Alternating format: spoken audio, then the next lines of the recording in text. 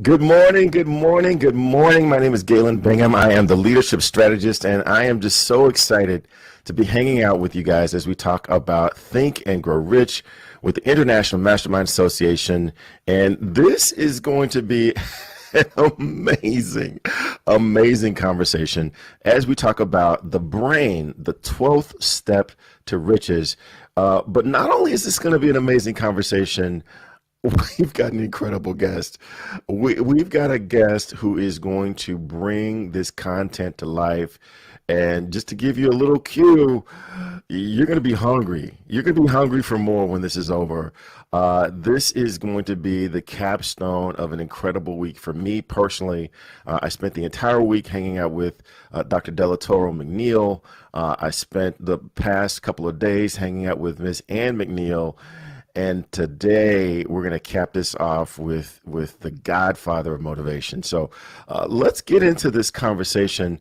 We're talking about the brain, and I like the way the author puts it. He says that the subconscious mind is the intermediary that translates one's prayers into terms which the infinite intelligence can recognize, presents the message, and brings back the answer in the form of a definite plan.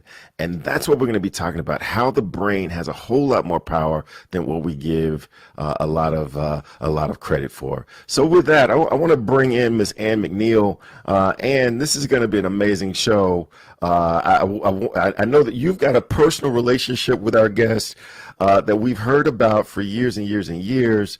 What are your thoughts about this topic today and the fact that we're going to be hearing from one of the legendary icons of this motivation industry?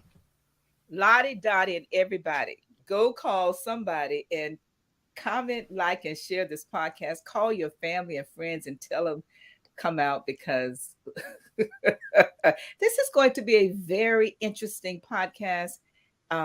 Yes, a very, very interesting podcast today. Again, my name is Ann McNeil, and I am the master wealth builder, but I'm also the motivator to the motivator, Les Brown. We've been friends since the 70s. Yes, 70s. And he likes to tell jokes about diapers and things like that, but we won't get into that part of the show today. I am very excited to talk about the brain and the power of the brain, and the fact that our thoughts are really, when you think about it, they're just traveling energy that's traveling from one person to another, whether you call it broadcasting station or whatever you call it. And I'm excited to be a part of this podcast today and hosting and co-hosting with Galen, talking with a friend that has demonstrated over decades, yes, less decades, the power of how he has used, is using, and will continue to use his brain. I'm just very excited to be a part of that family, and I'm excited to get this podcast started. So let's get this party started. Yes, let's jump in. And I'm going to tell you that this is a person that has so much. He has so much in his cup that just the spillover was feeding us even before we went live. So we had to, in our usual fashion, we had to shut down that pre-conversation and turn on the cameras even just a little bit early so that we can share with you everything that our guest has to share. So with that, I want to give you this pre-introduction to a person who needs no introduction, the one and only Mr. Les Brown. So take a look at this preview of what's in store, and this is just going to give you another moment to call somebody. It would be selfish for you not to call somebody and tell them that they need to be watching this conversation, because it very well may change their life. So let's go ahead and kick this off. World-renowned speaker, entrepreneur, and best-selling author, Les Brown rose from humble beginnings to become a leading broadcast and platform personality, recipient of an Emmy, and dubbed one of the world's top 5 speakers by Toastmasters International. His captivating delivery, incorporating humor, insights, and proven techniques, teaches, inspires, and challenges his viewers to ultimate levels of achievement. I know something about you, even not knowing you, that you've got greatness within you. You have the ability to do things that you can't even begin to imagine. You have talents and skills in you that you haven't even begun to reach for yet. The ideal situation for a man or woman to die is to have family members praying with them as they cross over. He said, but imagine, if you will, being on your deathbed and standing around your bed, the ghost of the ideas, the dreams, the abilities, the talents given to you by life, and that you, for whatever reason, you never acted on those ideas. You never pursued that dream. You never used those talents. We never saw your leadership. You never used your voice. You never wrote that book. And there they are standing around your bed looking at you with large angry eyes saying, we came to you and only you could have given us life. And now we must die with you forever. The question is, if you died today, what ideas, what dreams, what abilities, what talents, what gifts will die with you? Maybe that's why Jim Rohn said, when the end comes for you, let it find you conquering a new mountain, not sliding down an old one. Maybe that's why Henry David Thoreau said, oh God, to reach the point of death only to realize that you've never lived, only to realize that you've never scraped the surface of your potential. If you want to make your dream become reality, the people that are running at their dreams know that it's possible that you can live your dream, that it's necessary, that you're relentless, that you have a plan of action, that you are creative. See, there are two types of relationships. There are nourishing relationships and toxic relationships. Nourishing relationships, they nourish you, they bring the best out of you. They challenge you, they hold you accountable. They keep you focused. They bring the best out of you. Toxic relationships, they drain you. There's some people that you will never be able to get into business with. Why? Because they know too much about you. And they can't forget that. They can't shake that. You've got to look at your relationships, and Jim Rohn said this. Look at the people in your life and ask this question. What is this relationship doing to me? What is it doing to me? Am I growing spiritually, mentally, financially, intellectually? What is it doing to me?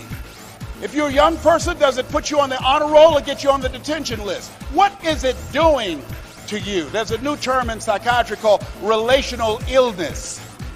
There's some people that can make you sick. Well, can I change them? No. It's a full-time job changing yourself. And there's some people that are so negative they can walk into a dark room and begin to develop.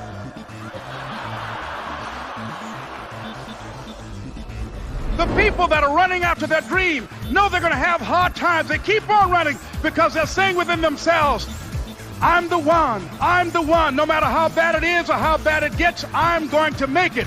The people that are running after their dreams are the people that are hungry. Most people never achieve their goals because they don't know that they don't know and they think they know. Most people are just like Zig, who's I consider the #1 motivational speaker on the planet. He said that most people like the lumberjack whose wood production dropped by 40% because he wouldn't take the time to sharpen his axe.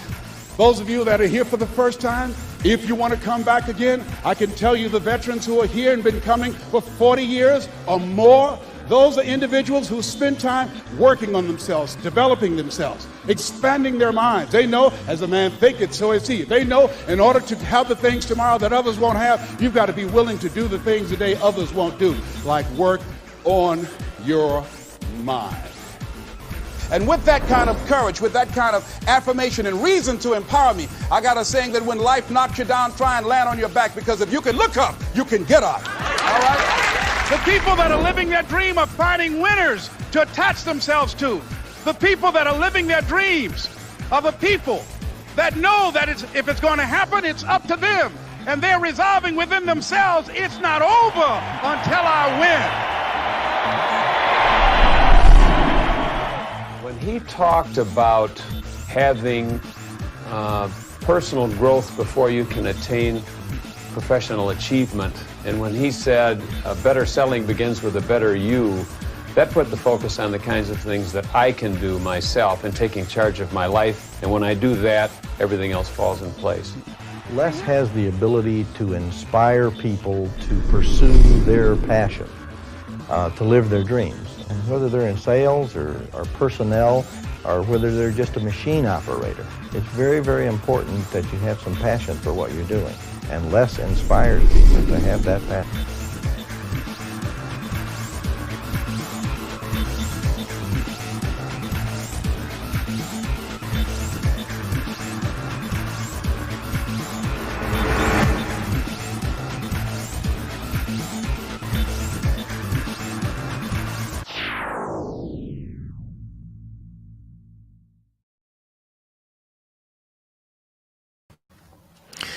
All right, we've given you time. We've given you time. You've collected your notepad. We've given you the preview.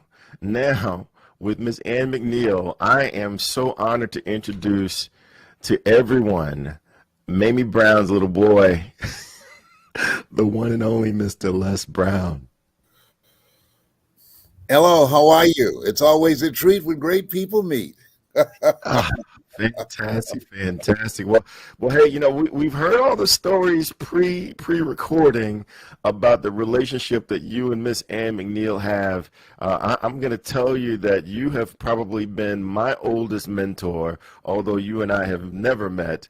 Ann McNeil is probably one of my newest mentors, and I just can't wait to get into this conversation about the brain and how much power the brain has that we might not even give it credit for. But one of the things that we know is that the brain is always working, whether or not we're working it. So, Ann McNeil, what questions do you have? How do you want to kick this off? Les Brown, I'd love to get into this conversation. Ann, what are your thoughts here? Well, first I want to set this up, and people know Les, people know me, and what people don't know, Les was joking about this in the beginning. Les and I have been friends since the 70s. Yes, Les, since the 70s, and Yes, yes, and actually, my grandson, who now is 22, Malachi. Malachi, yes, Malachi Monroe, Les was a staple in our home for so long that Malachi, from early age, 2, 3 years old, grew up listening to Les every single day on audio. And by the time he was 9, 10, 11, began to speak professionally in school, and programs. And I'm setting this up to talk about the power of the brain and the impact. And let's talk about this a little bit before we started, because it's your association with, and I think one of my favorite authors, Charlotte Tremendous Jones, talks about the fact that you and I would be the same in 5 years as we are today, except for two things: the books we read and the people we meet. And when you meet people of like minds and like spirits, and the connecting of those brains has an impact, not just on you, but everybody and everything around you. And so Les is an excellent example of that. And I was kidding, and I said, for many, many years, Les and I read a lot of the same thing and would talk a lot. He's starting to smile, and we would both lean on each other in challenging times. And I would say that I was the motivator to the motivator, the motivator to the motivator.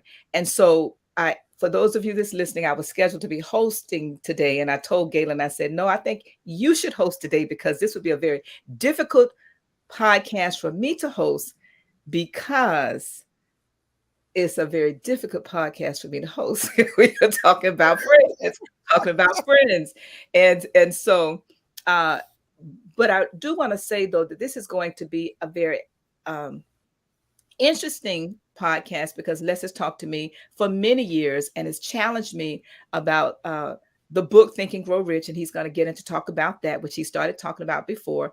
So I want to challenge all of you that's listening. Get your pen, get your pad, start texting people and calling people, because iron sharpens iron. Iron cannot sharpen paper. And so what we're going to discuss is going to be a challenging subject for many of us who read the book Think and Grow Rich by Napoleon Hill, who are certified by the foundation, who, read a lot of positive thinking books and all of these kinds of things. But when you think about how do you think differently about what we're consuming and the impact it is having on who we are, what we do, how we do what we do, based upon the experiences and the exposure of the people who wrote what we're reading. And I know that Wyman was asking me about this book on my I have books, read a lot about Frederick Douglass, and he's one of my favorite authors. But because he was an overcomer in how he was thinking. And so with that thought, we're going to go ahead and get into this conversation. Les, if we can bring him back yes. So Les wanted us to just ask him some questions about. So let me start off by asking you your thoughts about the power of your brain and how you use it. And before you respond, I'm going to say this comment I was sharing with Galen. I said, Galen, the thing about Les is that Les can do this podcast all by himself for 90 minutes.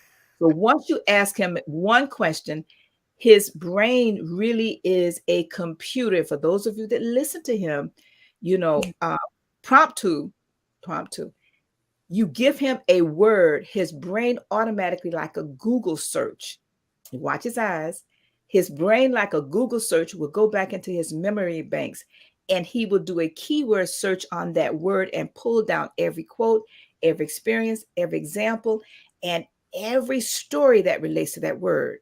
So our word today is the brain. Good morning, Dr. Will, and so many of you, Johnny, so many people. If I start calling names, I'm going to get in trouble. But thank you, everybody that's watching. Doretha, Carol, Copeland, Thomas, Dr. Will, Janelle, Colette Coleman, all of you, Gloria, everybody that's watching. Please comment, like, and share this show, because it's going to be a very lively show. And right now, let's just bring up the word, the brain, and have you share with us, how do you use your brain and the power of your brain? Thank you so much. It's a pleasure to be here with you. And I was just reflecting and thinking about the reality that the video that was played to introduce this show, that person, Anne McNeil, contributed to me becoming that person who was able to go around the world, talk to over 2.5 billion people, over 90% that have been white. Black people know me as Les Brown, who was married to Gladys Knight. White people know me as Les Brown, who changed my life. So when you talk about the brain, the person that I lean on is Frederick Douglass. Frederick Douglass was a very brilliant man. And what he talked about that was very important to me, who was beaten within an inch of his life when his slave master came home one day and found his wife teaching him how to read. And after he beat him and almost killed him, the slave master, Frederick Douglass crawled up under the house and heard the slave master's wife asking, crying, "Why did you beat him like that? You could have killed him." And Frederick Douglass said, the slave master said, "Don't ever teach a slave to read, because once he learns how to read, he'll never be satisfied to being a slave." Now, I want you just to think about that. And then I want to take you to Carter G. Woodson, because Napoleon Hill, he interviewed wealthy people, wealthy white men, to find out what are the principles and things that they implemented that allowed them in a culture where they had privilege to achieve what they achieved. There was no immigrants in the room. There were nobody who looked like me in the room. And so something that Dr. Carter G. Woodson said that attracted me, and I found very important, what Frederick Douglass said. Dr. Carter G. Woodson said, if you can determine what a man shall think, you never have to concern yourself with what he will do. He said, if you can make a man feel inferior, you never have to compel him the secret inferior status, for he will seek it himself. And if you can make a man feel justly an outcast, you never have to order him to go to the back door. He'll go without being told. And if there's no door, his very nature will demand one. Let's go back to Frederick Douglass. And they were asking Frederick Douglass, why is it that you have not been able to elevate other slave people who were once slaves to the level that you are in? Why don't you? And they were trying to get him to really begin to develop some entrepreneurs. And he said, and this goes back to the mind, he said, why help a man stand to his feet if he does not have enough gumption to lock his knees? When you let him go, his head will hit the pavement. Whoa. So what's powerful, the brain, in terms of the implementation of the programming. That's why in the United States of America, that's why today they determine how many prisons they're going to build based upon the failure rate of African-American males in the third grade. So if you can track failure, you can also track success. So it's not the power of the brain that I'm concerned about. I'm concerned about, and what I've done research on, the programmer, the culture. That's what's powerful. The brain is subservient to the programming that it receives from the culture. We learn from observation, from the things we hear, the things that we see in our environment. And when you're in a culture that demonizes you, that denies you, that disengages you, that destroys your sense of self, and give and implement in you a download that you are not worthy. Stay in your place.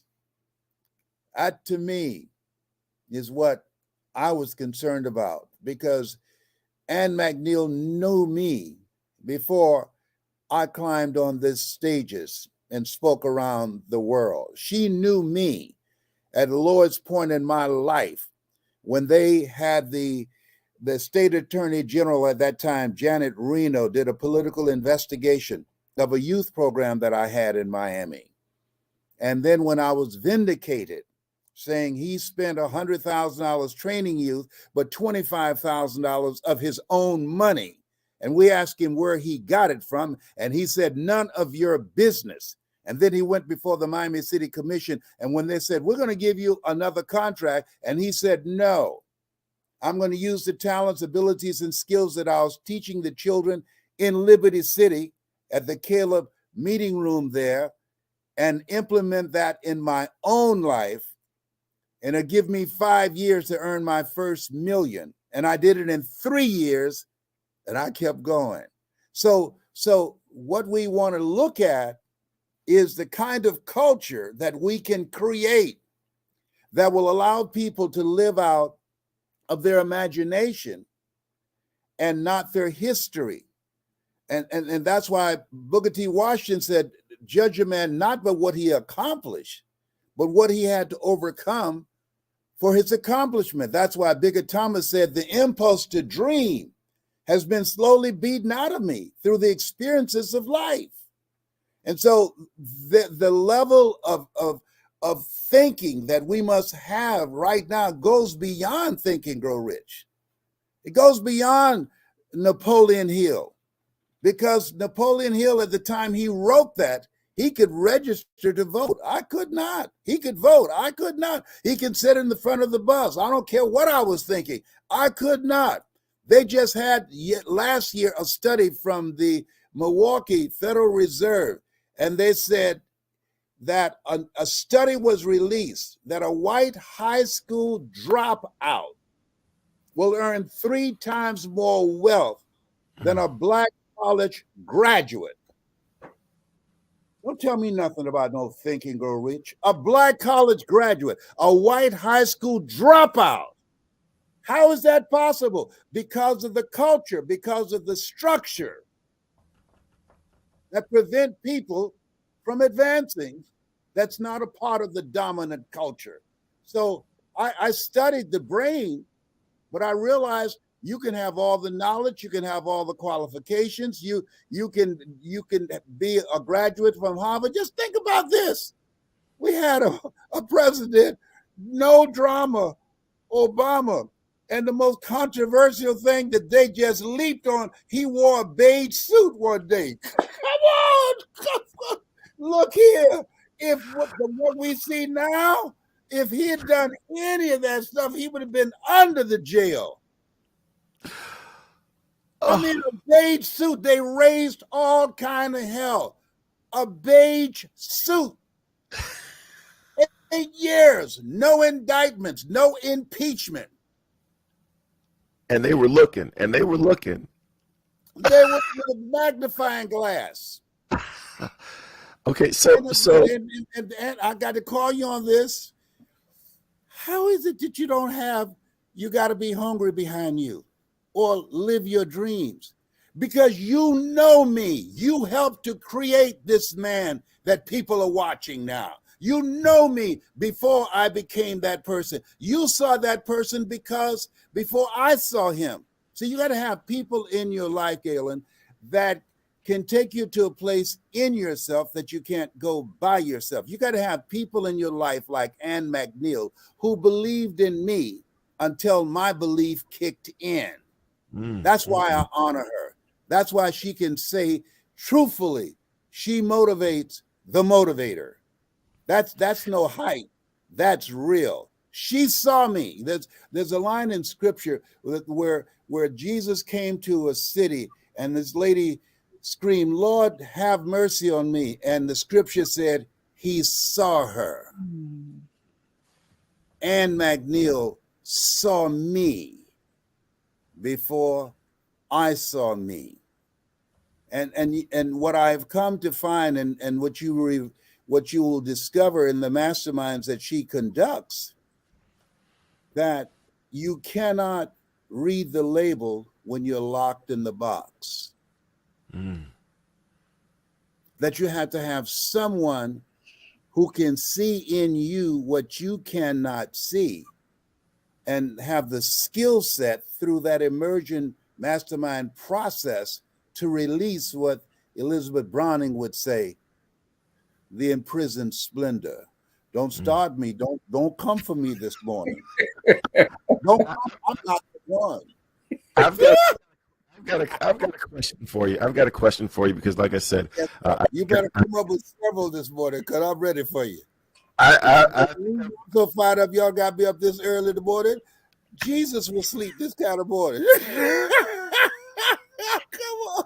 So, I think I've watched, if not all, 98% of all the videos you have.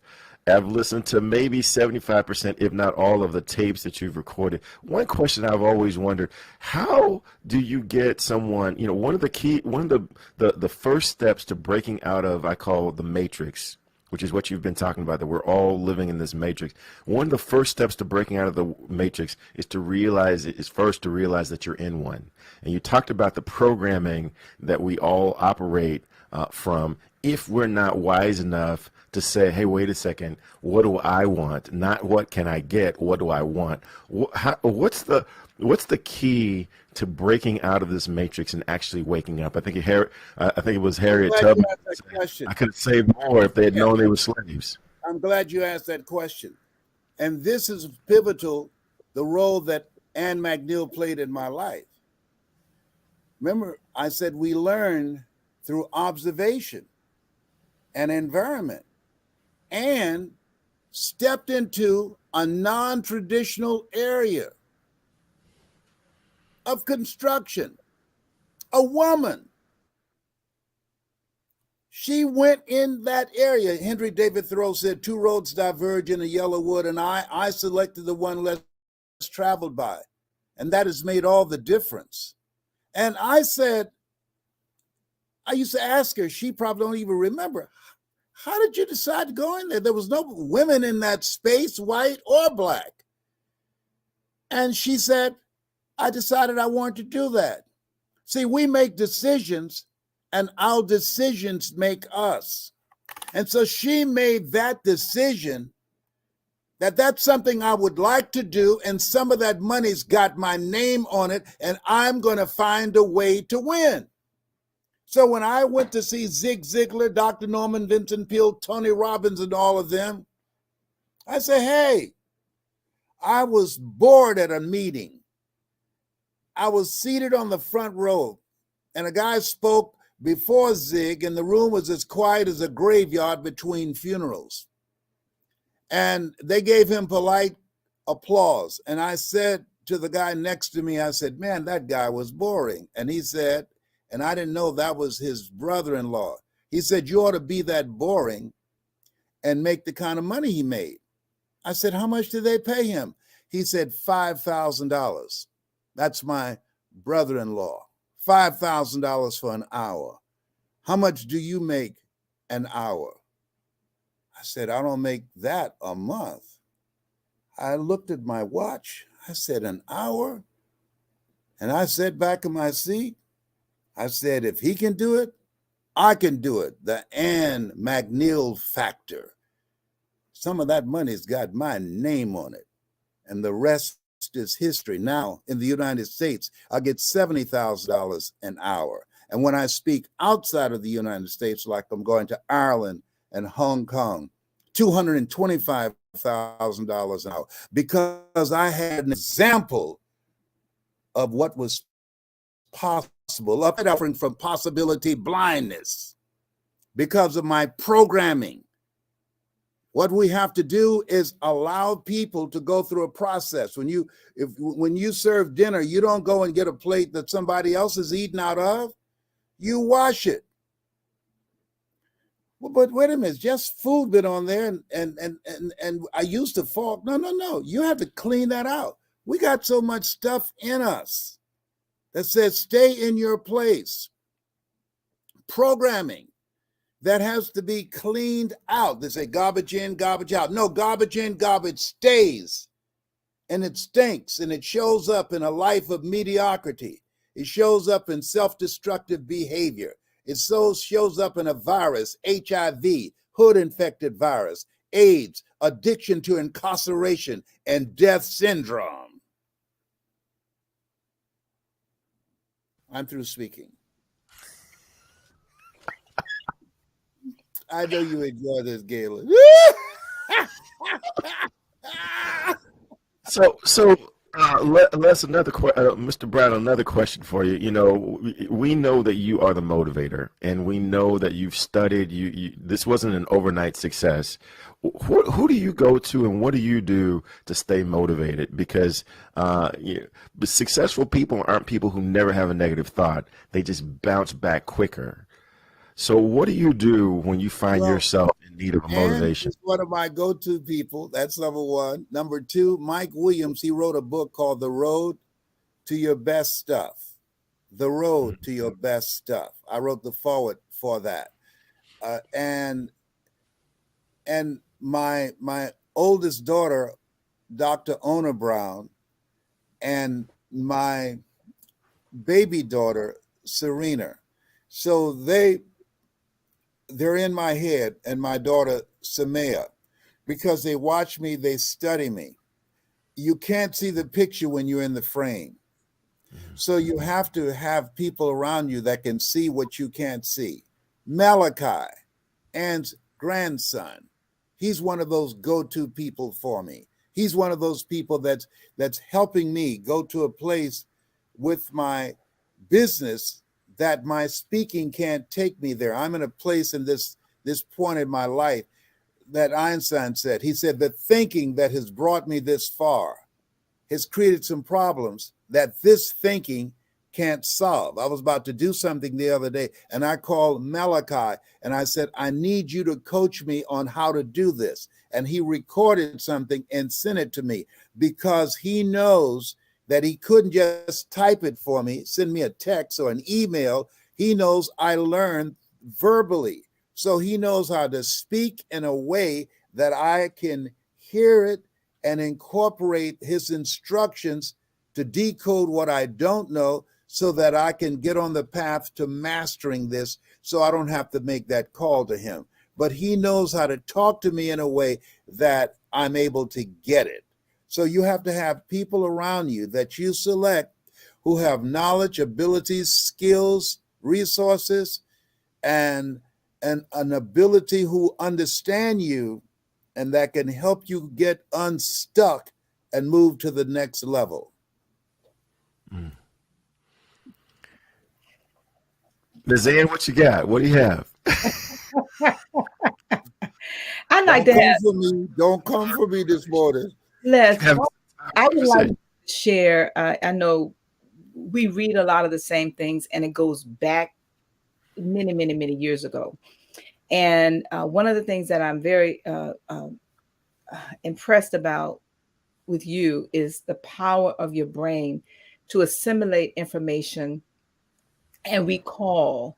And I remember you sharing with me, Bob Proctor. I don't know if you remember this. Bob Proctor invited you to Delray, and you asked me to come and go with you to a green room that he had, and he was having you do, some testimonials, and people would walk up and they would share stories with you, and um, I just couldn't really quite understand how you would retain it. And you said to me, and I asked you this, I said, how do you do it?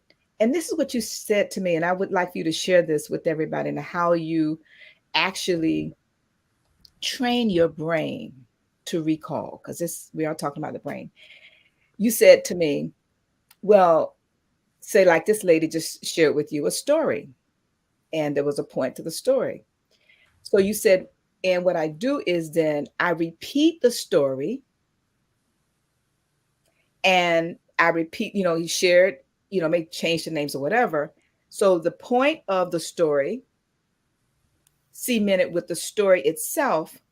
And as you continue to share the story, it kind of just, and I may not be getting this process right, but I would like for you to share with us, how do you, what process do you use to train your own brain to memorize these quotes, the stories? And that's really what I would like for all of us to have a glimpse into your brain and how you actually use it. Because just now, you just quoted 3 or 4 people from one word Galen asked. I'm glad you asked me that question. I love the statement that T.D. Jakes said, study full. Peter Drucker said, we're in a space where we have to unlearn, learn, and relearn. Frederick Douglass was a perpetual student. Booker T. Washington said, who was a perpetual student, don't judge a person by what they overcame. I mean, what they accomplished, but what they had to overcome for their accomplishment. My grandmother, Beulah Rucker, that they have the Beulah Rucker Museum in Gainesville, Georgia, and we'll see that video at the end of our conversation. They said she had a hunger to learn. Who would have thought? My book, You Got to Be Hungry, the story I tell about how I became a disc jockey, that I was hungry. Who would have thought? And so I study. I read constantly. There's something else that's very important. The best speakers or entrepreneurs are observers. I noticed that the other speakers, they didn't have personality. They did not laugh, enjoy themselves. They gave information from Think and Grow Rich. Information only impact 2 areas of the brain. So I came with a story. I was born in an abandoned building in the poor section of Miami, Florida called Liberty City. I was adopted, taken in as a foster child, adopted by Mamie Brown. I came with a heart-centered story that touched the emotions. We are emotional people. When you get into somebody's heart, that impacts 5 areas of the brain versus 2 areas of the brain. And so Now you're speaking in a way that people don't just hear you, but they feel you in your heart. Where the heart is, there your treasure is also. You create an experience in their heart. And so as you begin to communicate effectively with the things that you've observed, things that you've listened to, things that you've applied in your own life. And I always say to speakers that I'm doing one-on-one coaching with, who you are behind the words are far more important than the words that you speak. Through your example and how you were getting ready to go to a place with a hard hat among a group of white men, in an industry, a non-traditional industry, because there are other women now across this country, around the world, who saw you, who said, if she can do it, I can do it. And so I decided that nobody's going to know more quotes than me, that I decided I'm not going to be a speaker. I want to be the dominant speaker. I'm not going to be a black speaker. I'm going to speak to the world. And that's how I train people. And so the power of an example, that you went in that area that you didn't know anything about, but you decided and made the commitment that you were going to learn. And I did that too. How to create an experience with words, with a story. Never make a point without a story. Never tell a story without a point. So that I can distract, dispute, and inspire how people live their lives as a result of the story they believe about themselves. And so cultures create the story that you believe about yourself. That's why Steve Jobs said the storyteller is the most powerful person in the world. That's why Warren Buffett, who was asked, hey, what's the most important investment you've ever made? And I'm sure this financial analyst thought he was going to say, oh, real estate or the stock market. That's what he was looking for. And he said, no, in myself. When he graduated from Harvard University, he took a communications course. And so I looked at the communications course that he took. I believe in watching and studying wealthy people, because success leaves clues in the Dale Carnegie course. And they teach, tell them what you're going to tell them, and then tell them what you told them. I said, whoa, Mike Williams, my mentor, said, Brownie. I said, yes. You want to become a dominant speaker on the planet? I said, yes. You want to speak to the world? I said, yes, Mike, yes. He said, never let what you want to say get in the way of what your audience needs to hear. Find out who they are. Don't go out there with a memorized script and do an information dump. Find out what they are stressed out about, what's keeping them up at night. What's their vision? What's the reason for why they are doing what they're doing? Take them to a place where they know when you open your mouth, you know them, you see them, and then share with them the methods, the techniques, and the strategies on how you reinvented yourself and how they can leverage that story, Brownie, that you are sitting on, those corporate executives are waiting on. Because they look at you and they look at a Zig Ziglar and a Tony Robbins. They can say, if they can do it, I can do it. But when they look at you, Brownie, when you're on that stage holding that mic and that's the powerful person in the room, they say, he can do it. I know damn well I can do it. Let me get out of here right now. He's made an advantage. Come on, somebody. I got to work in this question because we got a question from our audience. This one's coming from Abundant Health Services. She's here every week, and she's asking, how do you know which dreams to share with others and which to keep to yourself?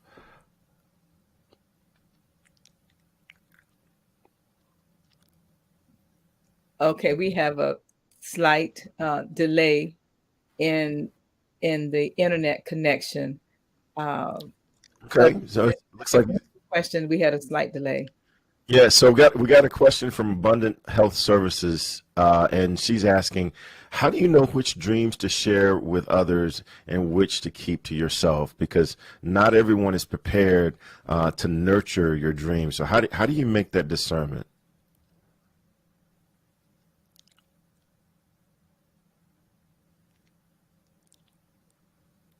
You do that based upon the research you do. Those who are only there when they versus those who are there to salute you, to hold you accountable, to encourage you. Iron sharpening iron. I know if I talk to Ann about this new place where I want to go with my life at 77, that my work is not through yet, and the next greatest version I want to create for myself, because I know who I'm talking to. I know that the feedback that I'm going to get and the corrective action that she would give me so that I can put my success on steroids and going in the direction of where I want to go because of my relationship with her. And because I know she sees me and I see her and I respect her, and she can see some things that I can't see. And so you got to vet people. You don't want to just randomly talk to anybody and share their dreams, because all of us have had the experience of someone saying, you can't do that. Well, MIT did a study. If I say to you, you can't do that, Veronica or Marvin, somebody else has to come along and said, you can do it, you can do it, you can do it 17 times to neutralize that one time. That's why my favorite book says, faith comes by hearing and hearing and hearing, but you got to hear it from the right person. Come on, somebody. Oh, behave. Wow. So talk a little bit about this journey that you've been on, because you don't have the same brain today that you had in the beginning. Today, you've got some experience behind what you want to accomplish, whereas in the beginning, it might have just been a hope. So what have you learned today what do you know today that you didn't know 30, 40, 50 years ago? Everything has a story. Ladies and gentlemen, I was being interviewed by a gentleman by the name of Galen. And in this interview, he asked me, where do you pull your stuff from? I want you to write this down. Grow through life. The people that make things happen, the people that are creating new pathways, are people that are not just going through life, they are growing through life. That this is the time in this era of accelerated change, overwhelming complexity, and tremendous competition. You have to grow through life. Robert Schuller had a point. You either expand or you are expendable. Here's something else that I learned, and just talking with him and Ann McNeil, accountability partners. You've got to have people in your life that will hold you accountable to what you said that you're going to do, and that will ask you some key questions like he does, because that life is a question and how we live our lives is the answer. And when you have people that will hold you accountable, you increase your chances of reaching your goals by 40%. And something else that I learned from Galen is that we have to learn continuously. We have to do as Peter Drucker said, and I mentioned earlier, we got to learn, we got to unlearn and relearn. If you're not willing to learn, no one can help you. But if you're willing to learn, no one can stop you. And the other thing that's very important, you got to enroll others. You can't make it by yourself. You want to create a community of collaborative, achievement-driven, supportive relationships. Sidney Poitier said, when you go for a walk with someone, something happens without being spoken. Either you adjust to their pace or they adjust to your pace. Whose pace have you adjusted to? Dr. Dennis Kimbrough out of Atlanta said, if you're the smartest one in your group, then you need to get a new group. Because at the end of the day, life is like an elevator. The higher you go up, you have to stop and let somebody off. And then the other thing is, never give up. Winston Churchill, when he was in his 90s, came into a room with a few cadets. They were young, and he balanced himself on his cane. He looked at them, and the room was silent, and they were anxious, waiting for his words. And he said, never, never, never, never, ever give up. And after speaking those 7 words, he looked around, and then he left the room. Yes, Galen asked good questions.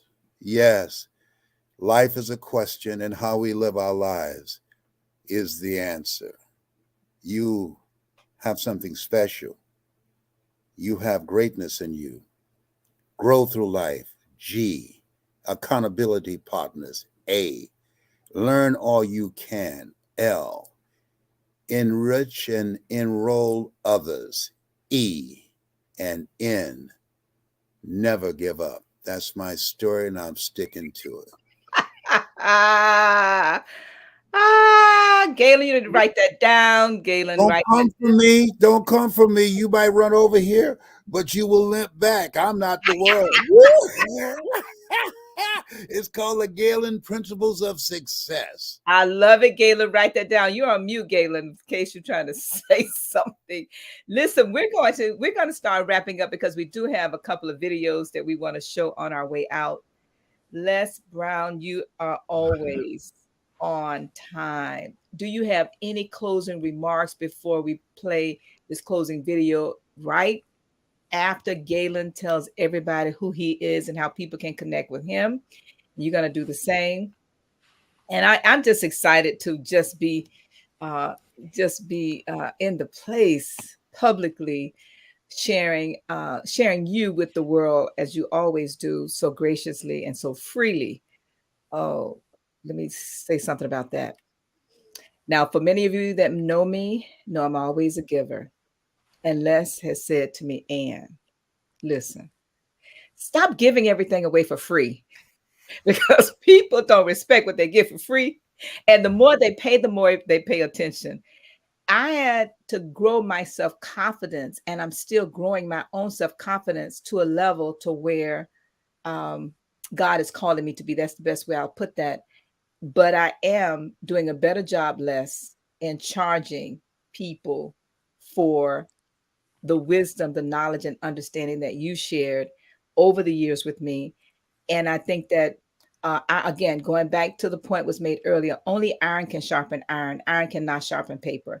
And so often we have people in our lives that are sharing and pouring into our lives, and we cannot see them for who they are and what they are based upon our own lens. And Les was talking about my glasses early on, and it was getting some windshield wipers. But I am just so honored to have been your friend, Les, since the 70s. And my family, my children, my grandchildren. And we don't really talk about the family side of what we do and who we are. We'll do that on another show. But Galen, if you want to go ahead and share with everybody how people can connect with you. And then Les, we're going to go out with your video. I'm going to do the same, but I am just so honored to have just been just your friend all these years and not asking for anything in return. So I'm honored to have you bless us all today with your words and your wisdom. Thank you so much, Galen. Yeah, absolutely. This has been an absolute amazing conversation. This has been a masterclass and quite honestly, a dream come true. And I'm going to take a little credit because I'm going to tell you, Ann, that I manifested being on a panel with Mr. Les Brown at the beginning of the year at our annual meeting. So I manifested this conversation. My name is Galen Bingham. I am the leadership strategist, and there are just so many ways you can get a hold of me. I'm on every social media platform, but I'll tell you the most fun way to get a hold of me is by checking out my podcast. It's called Whiskey, Jazz, and Leadership. We talk to leaders from every walk of life. We talk about the whiskey they drink, the music they listen to, and what it really takes to be an effective leader. I double dog dare you to try us just once. I guarantee you're going to walk away with at least one piece of insight that's going to help you get to the next level. I also want to share a project that I'm doing with our other co-host who's not able to be with us today, Dr. Peter James. He and I are leading the IF Collective. If ever you've had a conversation where you said, if only I could get access to insight, if only I could get access to resources, if only I could afford coaching, this collective is for you. Not only do you have the opportunity to be in a group environment where you're learning from peers, you have access to not only one executive coach, professional executive coach, you got access to two. And we're going to absolutely give you an opportunity to change your life. We can't make you do it, but boy, we can give you the opportunity. And again, double dog dare you to check us out. We're going to drop the link there in the chat, and just encourage you to just check us out. The program begins in January. Back to you, Ann. This has been an absolute masterclass, and I just excited to be part of the program. So Les, if you want to go ahead and share, you have a lot of projects. We talked about them before we started, but if you'd like to go ahead and share that, please, so people can connect with you. Well, first I want to say thank to you and to Galen inviting me. I've always looked for an interview like this. In my 52 years of speaking, this is the first time. First time. I want to thank you for believing in me at a time when I wasn't believing in myself until my belief kicked in. I want to thank you for seeing me until I saw myself, a larger vision of myself, beyond being a community activist in Miami and speaking to the world through your example of how you went into the construction industry. I admire you. You've been a hero for me. And I want to say to those of you that have a story of and want to learn how to become an effective communicator, a voice of hope. A study came out the other day that a large number of young people going to the emergency room with suicidal thoughts, and the majority of them are African Americans. Our children are watching us. We need new voices. I'm 77. I got more yesterdays than tomorrows. T.D. Jakes said there's no success without successors. I'm looking for the few. I'm not looking for everybody. I'm looking for the few that are hungry, who want to make a difference with their lives and who want to learn how to monetize their story. And so I want to thank all of you for listening. And if you're interested in one-on-one coaching, just email me at coachmelesbrown.com. coachmelesbrown.com. And I have an online course, if you go to lesbrown.com, that you can go there and see if that has your name on it. I'm not for everybody. I'm for the few. The road to life is straight and narrow, and few there be that find it. I'm looking for the few. And with that, thank you. And I want you to listen and watch. I met my birth parents, and I'm still reeling from this experience at 77. Please let it go, Galen. Thank you. Miss Ann. All right, we're going to, yes, my name is Ann McNeil.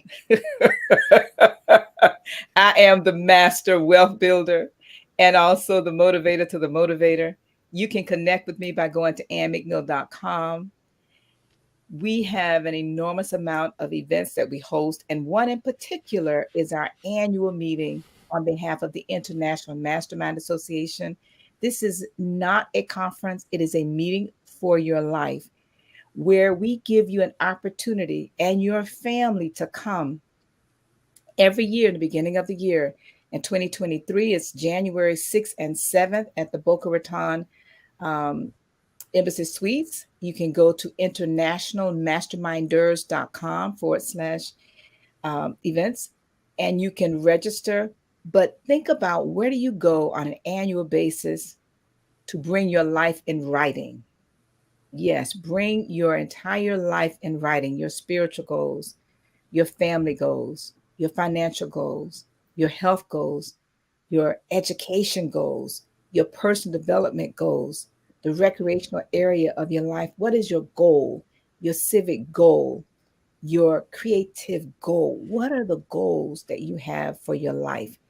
And this is an opportunity for you and your family to share together every single year. So, with that, again, you can reach me at ammcneil.com.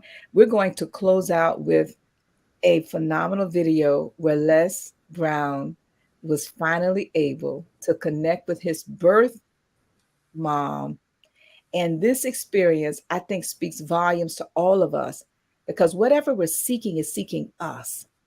Whatever we're seeking is seeking us. And we've talked about the power of the brain.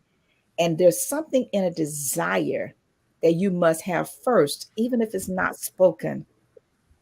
There's something about a desire that, when it's so strong within you, which is what Les had for many, many, many, many, many years. We know Les has talked about, Miss Mamie Brown, but she was his adopted mom. But in his heart of heart, he always had a desire to know, where did I come from? Where's my real mom? And so we're going to end with that. We want to thank all of you for chiming in, joining us, and listening in, and just being here present, whether you're chiming in from LinkedIn, Facebook, YouTube, wherever it is. Please comment, like, and share this show with others. Connect with Galen, connect with Les Brown, and also connect with me. But until next time, we'll see you next Saturday for another special guest. But listen to the video, and we'll see all of you next time. Please also remember to subscribe to our YouTube channel. And until then, peace.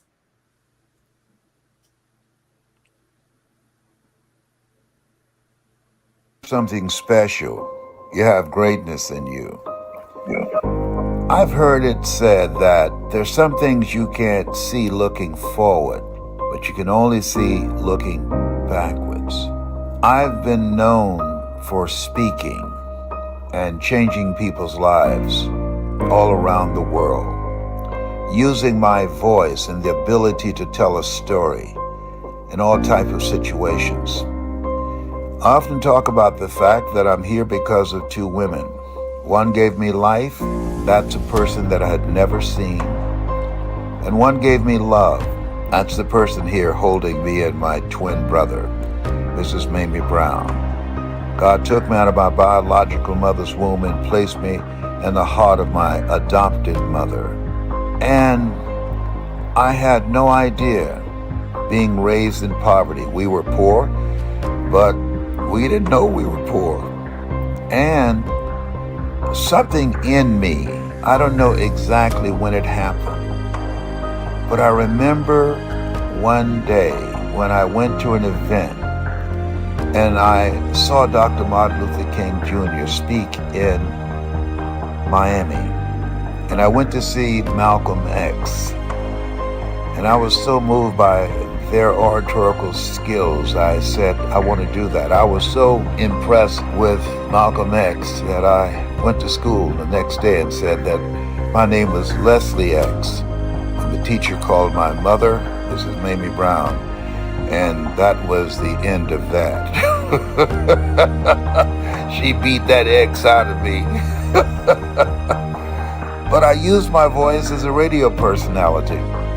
And there was something just kept driving me. I organized demonstrations in Columbus, Ohio, and led demonstrations against police deadly use of force and police brutality that ultimately led to my getting fired in the 70s, and led groups of over 5,000 in the morning in the snow.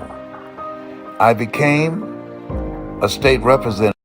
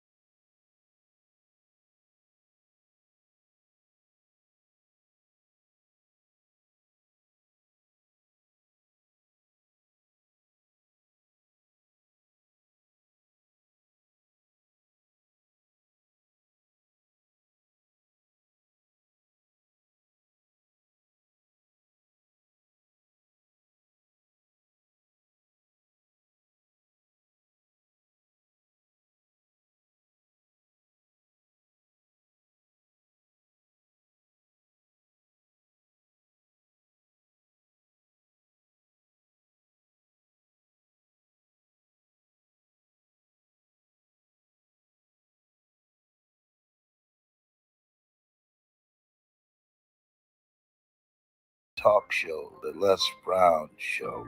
I had no idea.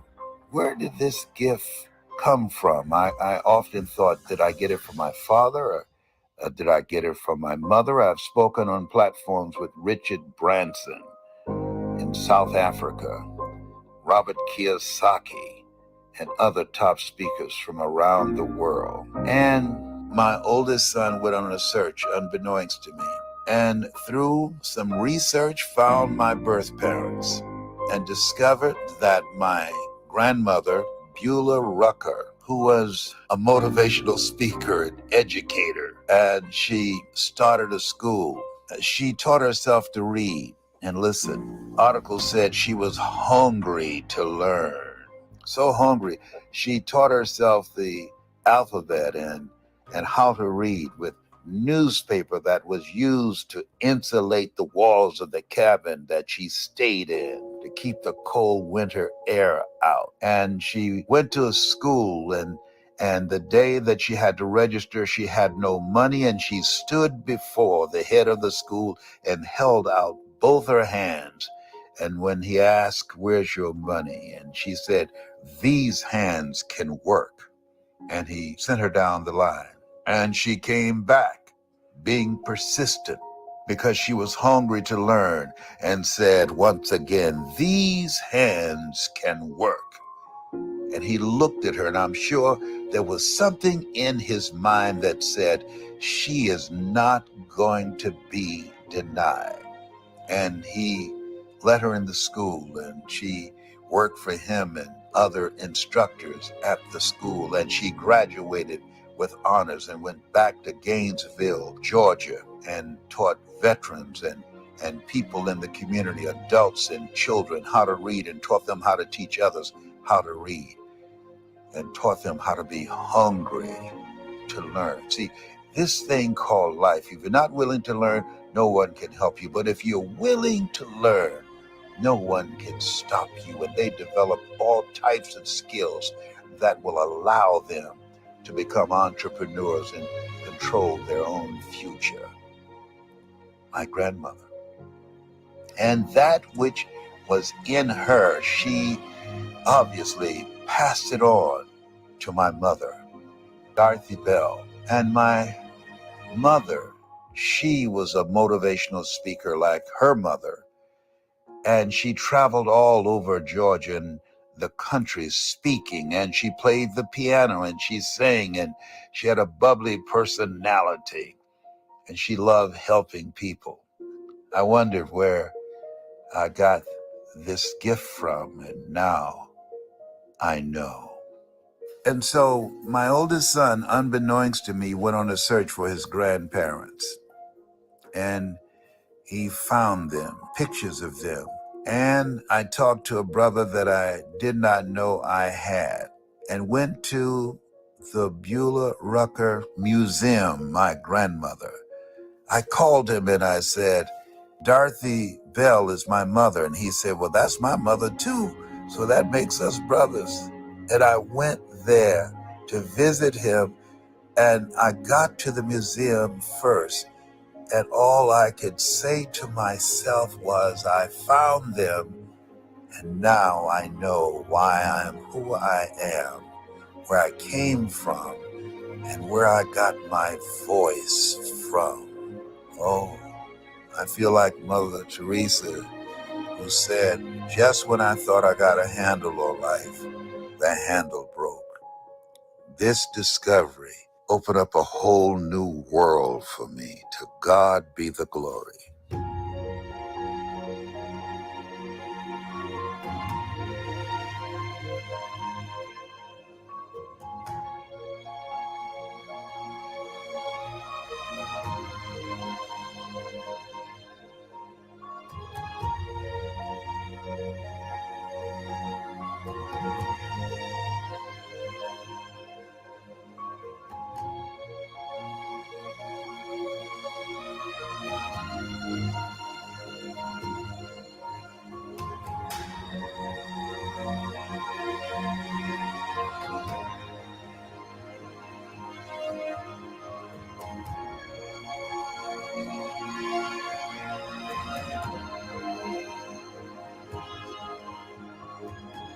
It's a long shot, ladies and gentlemen, from Liberty City, an abandoned building on a floor. Never knowing my mother or father. It's a long shot. Being here with you today in this dome in Atlanta, it's a long shot.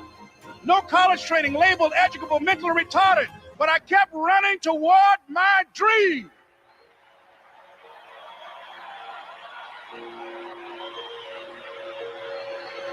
Don't stop.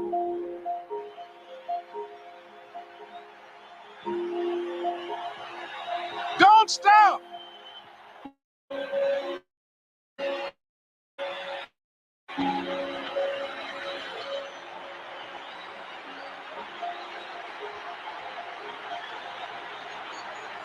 Don't stop running toward your dream.